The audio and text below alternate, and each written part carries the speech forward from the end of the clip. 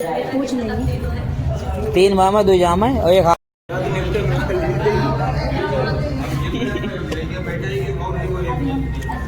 जल्दी जल्दी तो नहीं लो। ठीक सही ऐसे लगा दवाई भी बाद में लेंगे अपने आप ही सारे में ज़्यादा हो गई यहाँ में सपना है और का जी कितनी है 7-7 तो बनाई जाती है पंडित थोड़ी कोई नहीं नीचे करिए उसका। अब ठीक अब जो 2 बची फिर लगा दीजिएगा 3 बार तुम पहना दे एक बार में पहना दो करो। चल बस हो गया फोटो खिंचवाओ। 1 मिनट हो गया पंडित। हाँ अब ही लगवाई रे इधर देखियो भैया। ठीक है अब मौरी लगाओ पैरन में एड़ी जोड़ दो पैर की मौरी तो लगी भैया खाली एड़ी जोड़ दो अब मौरी लगी है।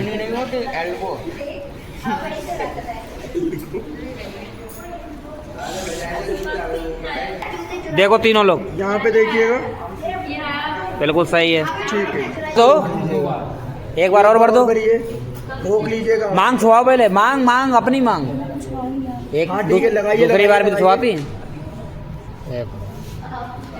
लगाइए ऐसी वेट करिएगा सेम वेट ऐसी रोकिएगा। ठीक हल्का सा पल्ला पीछे करिए अपना। ओके यहाँ पे और- देखिएगा भैया आप भी देखिए भैया।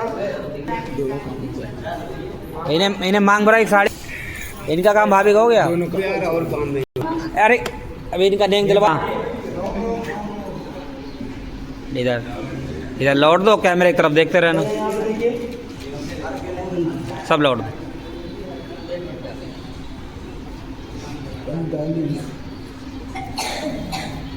तुम पहले चुन्नी डाल दो। यहाँ पर आओ आगे। अब आगे आओ यहाँ से चलो आप भी लगाओ हाथ भैया ऐसी ऐसी सब लोग यहाँ पे देखिएगा। फोटो आएगा। यहाँ पे देखिए भैया आप भी यहाँ पे देखिएगा सेम वेट। मैम आप भी देखिए वेट करेंगे। ओके जी ठीक दो अच्छे छोटे का आशीर्वाद दो। अब भैया खास के चले जाइयो। बस जा 250 कौन सा हिसाब तो ये बनाई क्यों ना ये पहले दूरा दूरा ना चाय पी रहे हैं थक गए बेचारे मेहनत कर करके। ए कहीं पकौड़ी खाओ उनसे ना है उधर कंचन तो पूछो ले आप कंचन जी पकौड़ी खाइयो ले खा लो भूख लगी। हाँ तुम्हारा ख्याल है पूछ लो कहियो मत ही पूछो ना कहियो पराव करने से पहले एक बार पूछी जरूर हमने खाओ या ना खाओ कल को ना पूछिए कि खाना के लिए पूछी ना। जय जय महादेव पार्वती जी का विवाह राजा दक्ष के वहाँ संपन्न हुआ। तो बोले बाबा कहने लगे पार्वती जी से कि हे पार्वती जी अब आप हमारे बाएं हाथ में जाओ। भैया तुम लोग शांत हो जाओ यार। इस काम रह गया है, मुझे हो जाए। तो पार्वती जी कहने लगी महाराज मैं आपसे 7 वचन मांगती हूँ कि मेरे 7 वचनों को स्वीकार करो। अरे तो मैं आपके बाएं अंग आऊंगी नहीं तो अपने पिता की कुंवारी कन्या ही कहलाऊंगी। अब भोले बाबा कहने लगे शांत हो जान दो भैया वचन चलना है और खपड़ी बैठे तुम लोग। अब भोले बाबा कहने लगे कि हे पार्वती जी हमारा आपका विवाह हो गया है हमारा आपका मन और हृदय एक हो गया है तो अब मुझे 7 वचनों में क्यों बांधना चाहते? अरे भाई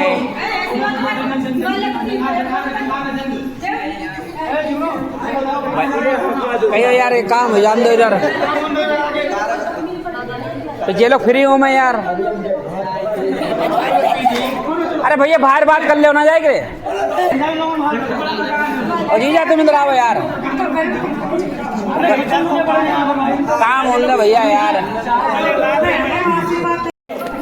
तो भोले बाबा कहने लगे कि हे पार्वती जी, हमारा आपका विवाह हो गया है, हमारा आपका मन और हृदय एक हो गया है, तो अब मुझे 7 बच्चों में क्यों बांधना चाहते हो? पार्वती भैया यार हे महाराज, आकाश समझाओ यार इन्हें। मैं आपसे 7 वचन मांगती हूँ, मेरे 7 वचनों को स्वीकार करो तो मैं आपके बाएं अंग आऊंगी। अब 7 वचन कौन से हैं? ये 7 वचन सुनोगे। कन्या कहे कि हे स्वामी, यदि तीरथ व्रत उपदान तथा यज्ञ दान आदि शुभ काम करते समय मुझे अपने साथ रखोगे अथवा मेरी सलाह से करोगे तो मैं आपके बाएं अंग आ जाऊंगी। होम, देवी पितरों का पूजन आप मुझे अपने बाएं अंग लेकर के करेंगे तो मैं आपके बाएं अंग आ जाऊंगी। कुटुंबियों की रक्षा, भरण पोषण करना, गाय भैंस खरीदना, बेचना, पालना जो मेरी सलाह से करोगे तो मैं आपके बाएं अंग आ जाऊंगी। धन ज्ञान का लाभ खर्च दूसरे के घर रखोगे,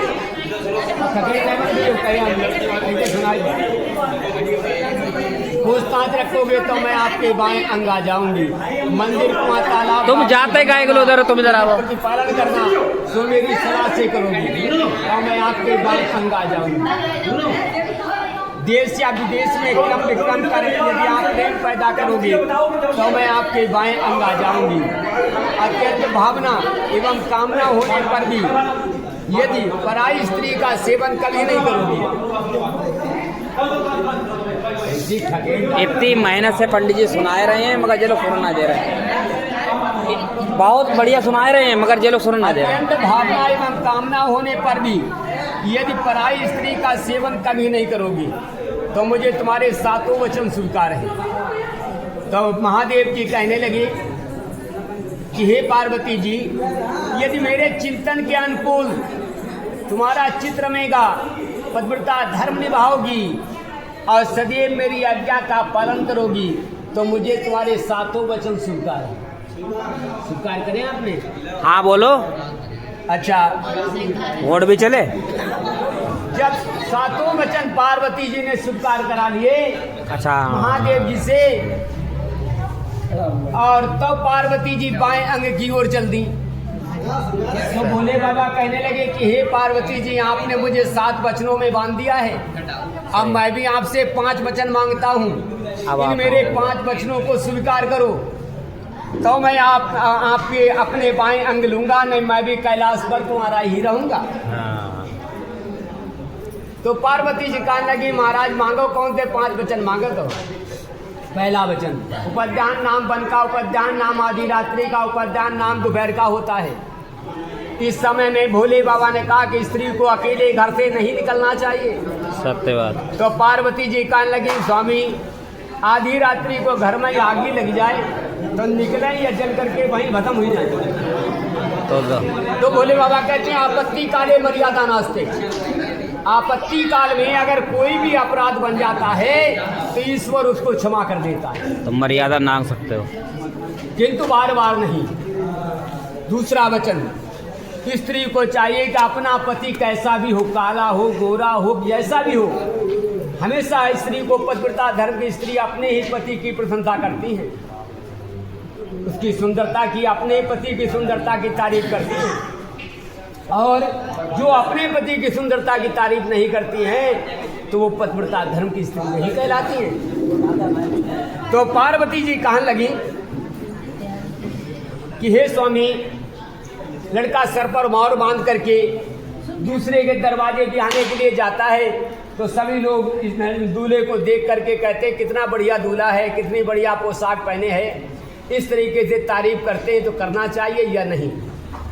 तो भोले बाबा कहने लगे कि जब तक लड़के के सर पर मोहर बंधा हुआ है जब तक भगवान विष्णु का अंश पाया जाता है। सत्य बात है। मोहर उतर जाने के बाद मोहर बंधा होता है तो उसकी सुंदरता और ही कुछ होती है, और जब मोहर उतर जाता है तो सुंदरता में फर्क पड़ जाता है। सही है। तो तब तक तारीफ करना चाहिए दूल्हे की जब तक उसके सर पर मोहर बंधा हुआ है। अपने पति की बातों की प्रशंसा करना चाहिए, किसी दूसरे की बातों नहीं, अपने पति की बातों की प्रशंसा करना चाहिए। तो पार्वती जी कहने लगी, महाराज पंडित जी आवते हैं, बढ़िया कथा सुनाते हैं, बढ़िया बात बताते हैं, तो पंडित जी की तारीफ दुनिया करते हैं। सही है। तो कहीं पंडित जी की तारीफ नहीं करना चाहिए, भोले बाबा ने कहा। पंडित जी की वेद शास्त्र की तारीफ करना चाहिए, पंडित जी की नहीं। और चौथा वचन, स्त्री को चाहिए, भोले बाबा ने कहा कि स्त्री को चाहिए है कि अपने भैया के घर, पिता के घर बिना बुलाए नहीं जाना चाहिए। और जो बिना बुलाए जाती हैं स्त्री, तो वो क्या होता है कि सती की तरह अपमान होता है, अपमान उठाना पड़ता है। तो पार्वती जी कहने लगी, महाराज भैया द्विज रक्षाबंधन करने के लिए बहन अपने भैया के घर, लड़की अपने पिता के घर बगैर बुलाए भी चली जाती है, तो जाना चाहिए या नहीं? तो भोले बाबा ने बहुत अच्छी बात कही कि लड़की के माँ बाप, भैया, परिवार, कुटुंब परिवार वाले जितना प्रेम अपनी लड़की से करते हैं उतना दामाद से भी स्नेह करना चाहिए, और फिर भी उसके बावजूद अपने पति से पूछ कर जाना चाहिए। पांचवा वचन, मद चूते हुए हाथी और नशा पिए हुए मनुष्य के सामने स्त्री को कदापि नहीं जाना चाहिए, मतलब दारू पिया हुआ। तो पार्वती जी कहने लगी, महाराज महालक्ष्मी का पूजन करते समय स्त्री हाथी के सन्मुख होकर के, सामने खड़े होकर के पूजन करती हैं, तो करना चाहिए या नहीं? तो भोले बाबा ने कहा कि स्त्री उतने ही समय तक, किंतु बार बार नहीं। इस तरीके से पार्वती जी से 5 वचन भोले बाबा ने लिए, और लेकर के पार्वती जी को अपने बाएं अंग लेकर के विवाह का कार्य संपन्न किया। बोल भोले बाबा की जय, सच्चिदानंद भगवान की जय। जय। बताओ करते तुम्हारी पावर तो पूरा खिला के दिखाओ। शाम से नहीं खिला के पाओगे।